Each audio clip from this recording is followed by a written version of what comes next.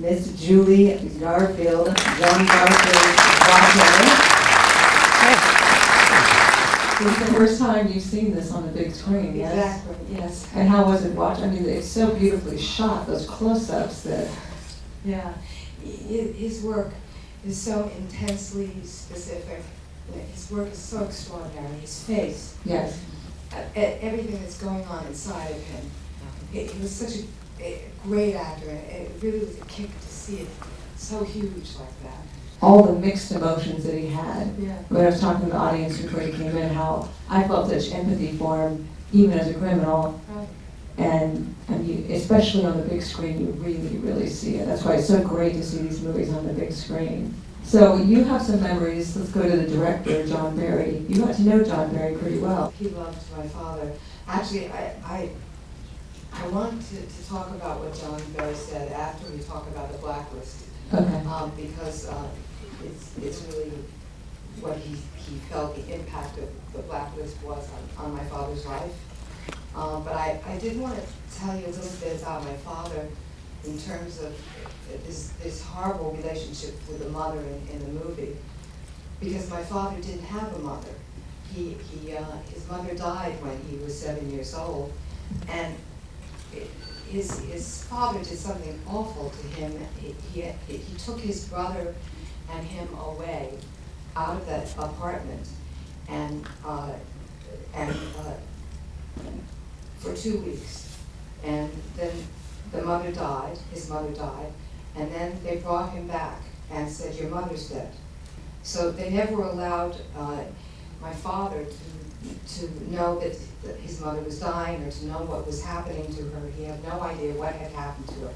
And then the father, who was really kind of an awful guy, separated my father and his brother, and so, which was also a terrible thing to do to a young kid, to separate him from his brother right after his mother dies.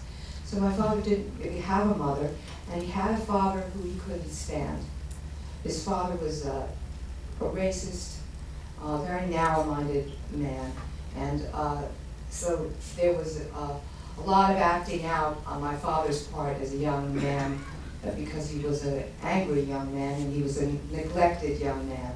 And actually, even when he grew up and became a movie star, his father never came to see him in one movie. His father just, he didn't like him very much, and they had no love for each other. So, but there was a nice woman that my father's father married next, and she was very interested in trying to help him. And so she was the one that guided him into this PS-45, and that's where he met Angelo Patry, and that's where he became an actor. He began to fall in love with acting. And your father, I mean, he had a tough youth. He grew up in the Bronx. He was a rebellious child. What got him into acting? There is a good story behind that, correct? Well, he started out on the Lower East Side, and then he moved up to the Bronx. But I wanted you to know that when he lived on the Lower East Side, he had some involvement in street gangs, but it was never anything big. It was like stealing a piece of fruit off of a fruit cart or something small like that. But my father, he liked to show that he was daring and macho. So he had this thing. He would hang off of the sides of buildings by his feet on a dare. He'd say, "Give me a quarter, I'll hang off a building for you." And so he kind of got a reputation in the neighborhood that he was a little bit, crazy, wild. And he met my mother at that time. They were very young at a block party, but of course she had heard about this. She'd heard that he'd been hanging off a building.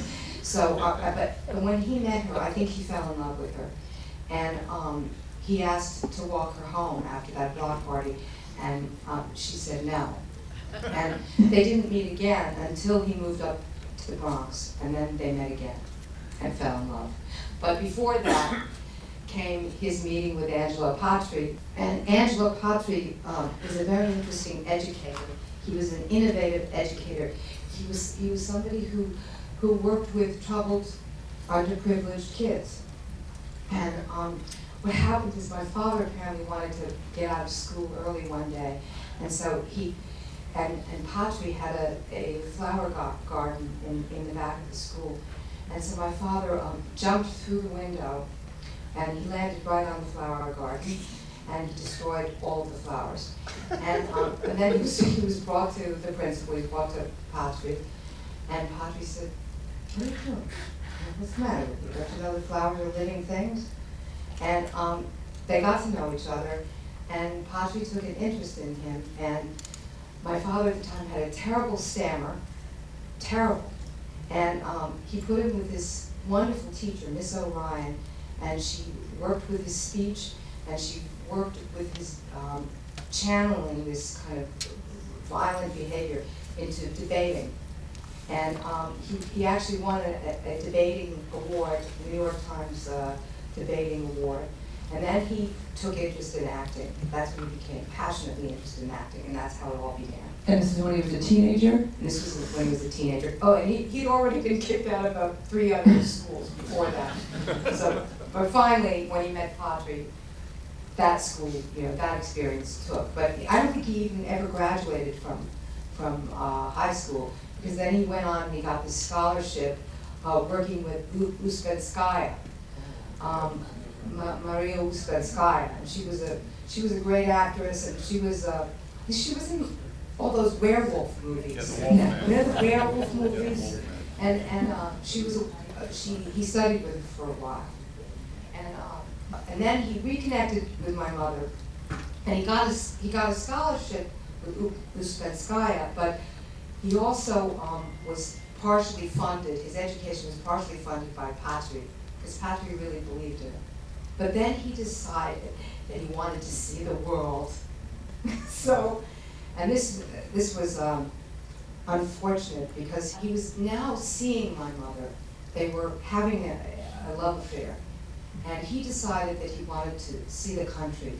So he hitched across the country on the freight trains with the hobos, and he picked fruit, and he hung out in these really dirty environment, filthy environment. And he got all the way to Los Angeles, where he decided he was going to be discovered. And when he got to Los Angeles, I think he realized that wasn't going to happen.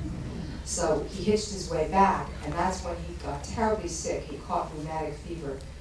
And when he came back home, he had 107 temperature, and he nearly died. And that's when his heart was damaged.